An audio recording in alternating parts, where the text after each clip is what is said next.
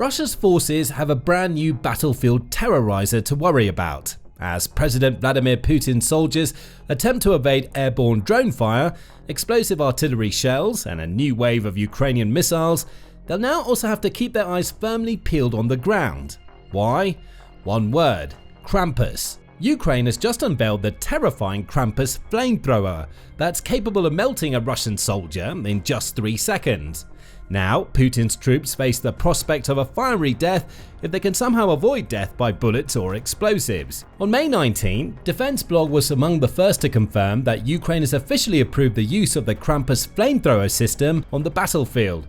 Developed in Ukraine, KRAMPUS is a ground-based drone that combines mobility, autonomy, and extensive firepower in the form of devastating flamethrower rounds, the blog says. Think of it like a mini tank that can be operated remotely. It runs on tracks and is small enough to evade enemy sights, especially when equipped with camouflage on its turret. And when it arrives at a target, KRAMPUS unleashes fiery hell upon it rather than sending an explosive shell the target's way. Beyond this announcement, there's not much known yet about KRAMPUS in terms of how many Ukraine has ordered or how prevalent it will become on the battlefield. Ukraine isn't sharing the numbers, that's likely by design. By obscuring how many of these powerful new ground drones will be deployed, Ukraine ensures that Russia's soldiers can't prepare for its arrival. KRAMPUS can strike at any time and in any place, offering everything from reconnaissance to fire support for Ukraine's ground forces.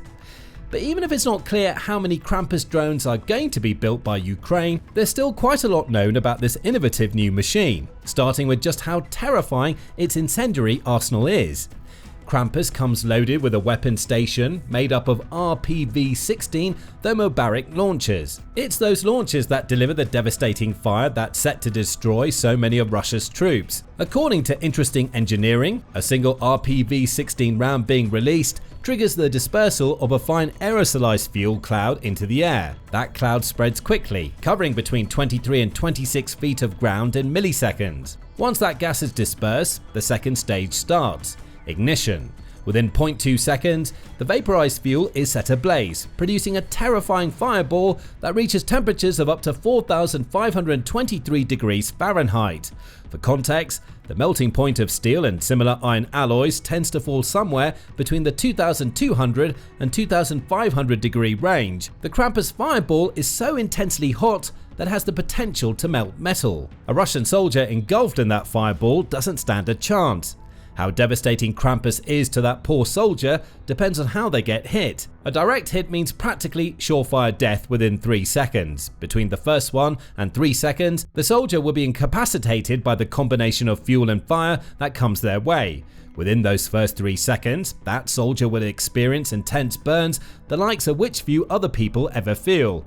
Death would come quickly, likely within 3 to 10 seconds, either as a result of the trauma those burns cause or the suffocation caused by the detonated RPG-16 rounds sucking up surrounding oxygen while filling the air with smoke. What if KRAMPUS doesn't score a direct hit? In that case, the Russian soldier may survive for a few more seconds. If KRAMPUS scores a near miss, meaning a soldier is around 6.5 feet away from the initial ignition, that soldier will still have major problems to deal with.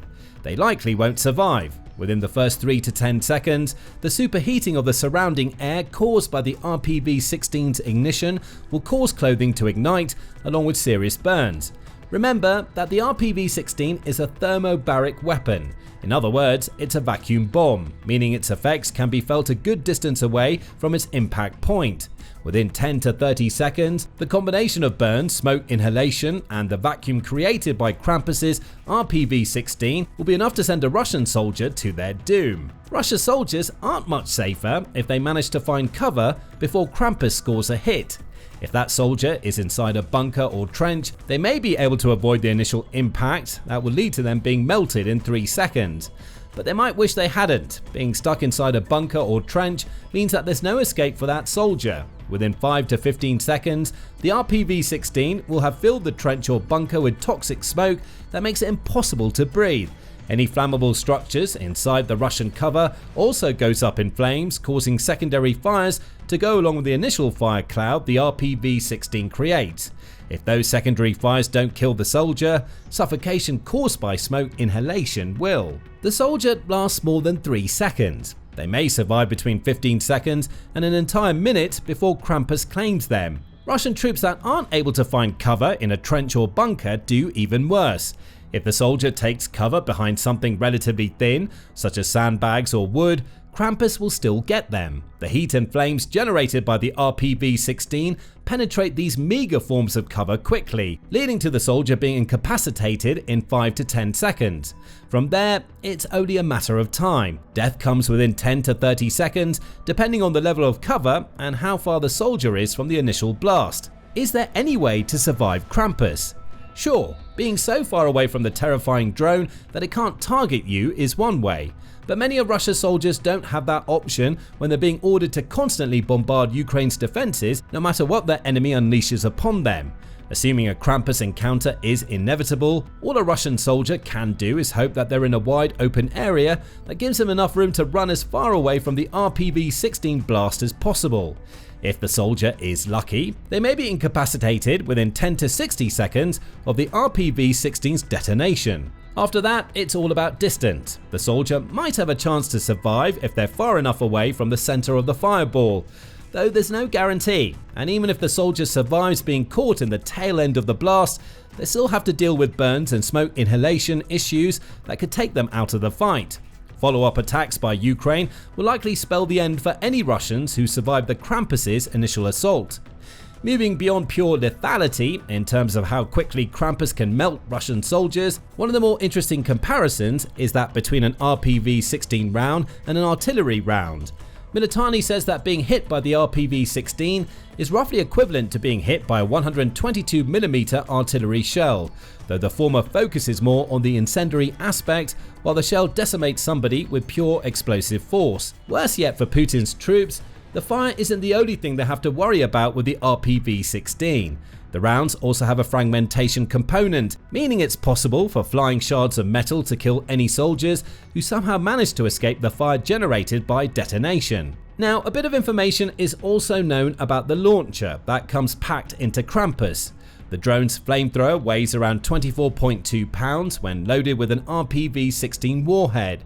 That warhead is fired out of a 35.4-inch tube that has a 3.66-inch diameter, ensuring the round stays stable as it's launched so it's more likely to hit its target. This launch platform makes Krampus accurate to a distance of around 1,968 feet, which is the drone's effective range. However, its maximum range is 3,280 feet, which Ukraine can utilize if it's less concerned with accuracy and more intent on creating walls of fire to catch out Russia's marauding troops.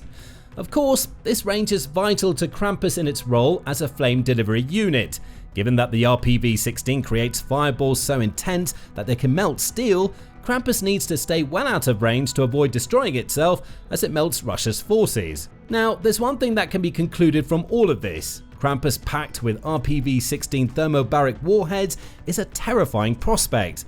But the promise of a fiery death isn't all that Krampus brings to the table. As a standalone drone, it's still a surprisingly impressive piece of equipment. Krampus has a low-profile track chassis that makes it ideal for use across various types of terrain. Forests, marshes, sandy locations, and even steep slopes can't stop Krampus, which is even more worrying for Putin's forces. No matter where they are in Ukraine, Krampus is more than likely capable of finding them. Even worse for Russia's soldiers is that they have to rely on sight alone to spot a Krampus drone in the wild. The drone is powered by a pair of silent electric motors and is small enough that Ukraine can easily fit it into the bed of a pickup truck or inside a van. Combine that quietness and portability with camouflage, and the result is a drone that can be deployed almost anywhere and is capable of sneaking up on Russian forces in intent to attack. Bear in mind Krampus's range here. A normal person with 20/20 vision can see objects with normal clarity at a range of about 20 feet. Go beyond that and the image starts to get blurry. Krampus doesn't even need to be near its effective firing range to be practically invisible to Russian soldiers it'll target with its terrifying flamethrower rounds. Krampus is also just as effective as a surveillance drone as it is a bringer of fiery destruction. The drone's developers claim that the drone has both reinforced control channels and built-in weather resistance that make it hardy enough to deal with almost any weather conditions. Extreme cold, snow, heat and rain can't stop Krampus in its tracks. The drone also has a long battery life, allowing it to operate for several hours before it needs to be brought back for recharging. Unfortunately, its range is not yet known in terms of how far away an operator can send it before losing the ability to control the drone. Krampus can also be loaded with video surveillance gear that sends real-time footage of the battlefield back to its operator. That means Ukraine can station the drone somewhere Russia is unlikely to see it, setting it to standby mode so it doesn't drain its internal battery as quickly. From there, the drone can silently capture footage, revealing troop movements and when the ideal time and place for Ukraine to strike against Russian ground forces might be. With the time and place determined, all the operator has to do is rotate the Krampus drone's turret in the appropriate direction and fire. The result is melted Russians in as little as 3 seconds. By this point, it's clear that every design choice that led to the creation of Krampus was extremely deliberate when it came to striking fear into the hearts of Russian soldiers. That deliberate nature is even reflected in the name. Ukraine likely chose to name their new drone Krampus after a legendary monster from Germanic folklore. Half goat and half terrifying demon monster, Krampus emerges at Christmas time as the devilish counterpart to the benevolent Saint Nicholas.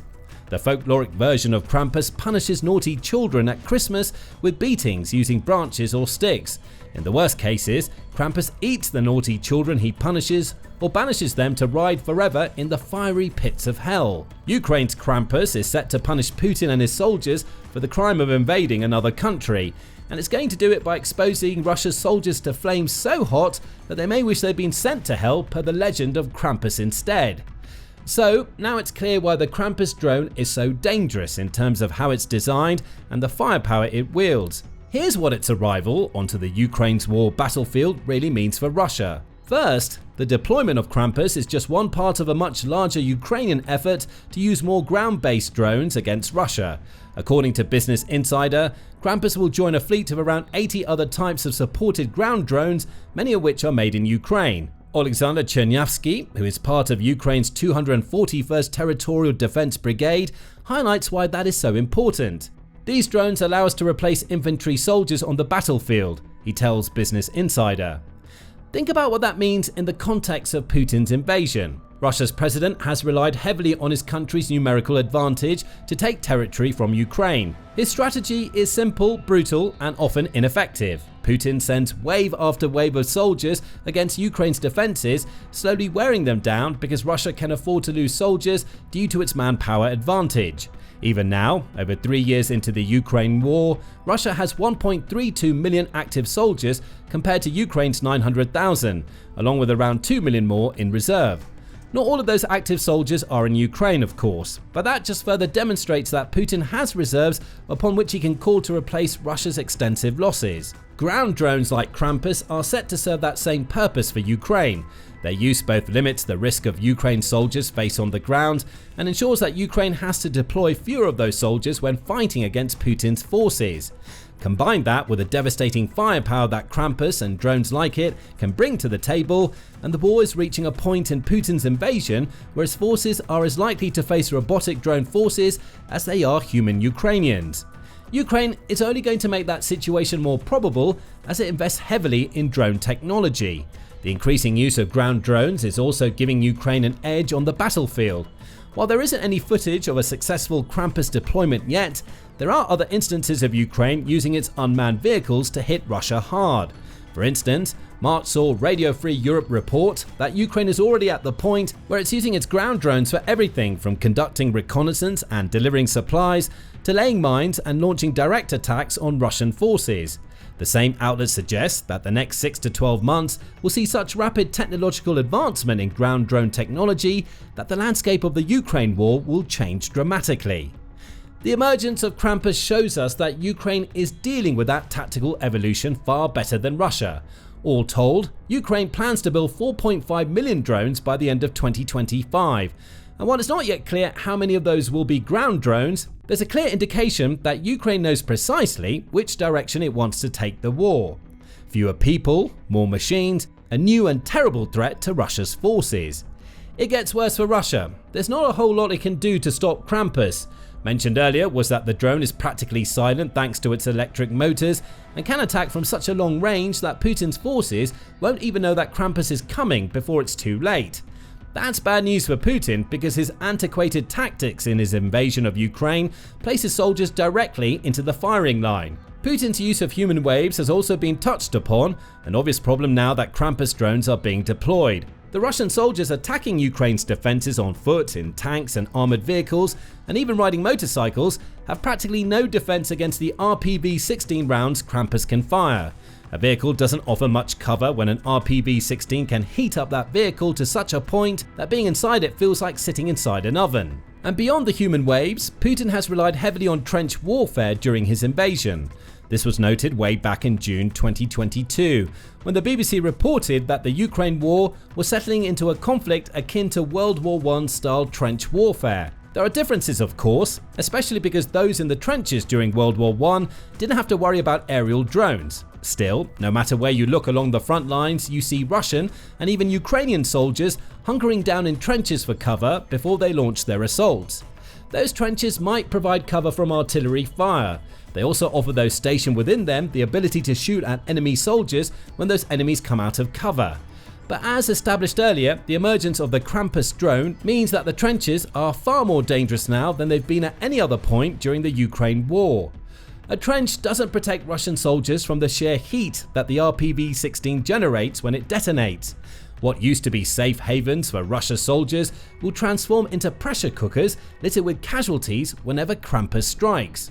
Russia is going to have to change its outdated tactics. Putin has shown us time and time again over the last 3 years that change isn't something he's capable of doing.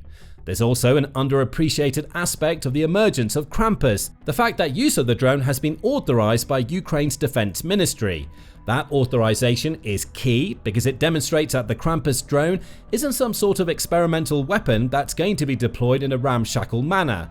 It's also not something that a single Ukrainian unit has invented that will disappear as soon as 1 or 2 of them are destroyed. Authorization brings both legitimacy and amounts to an outright statement by Ukraine that it wants as many Krampus drones as it can get its hands on. For the country's weapons manufacturers, that can only mean one thing. It pays to build more Krampus drones. Ukraine authorizing Krampus means that the drone's design is approved and now can be shared by all of the defense manufacturers who are interested in building it. As those firms start working together, the odds are that a flood of these new flamethrower drones will enter the battlefield. Plus, collaboration leads to innovation. As more manufacturers start building Krampus drones, they're bound to come up with new ideas that are shared with other manufacturers.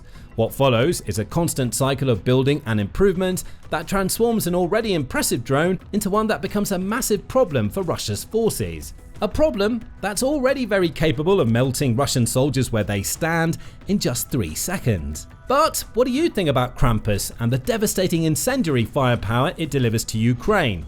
How will Ukraine deploy this new drone? Can Russia come up with anything that counters Krampus and its combination of stealth and strength? Let us know your thoughts in the comments, and remember to subscribe to the Military Show for more up-to-date videos about Russia's war in Ukraine, the Middle East, and other conflicts around the world.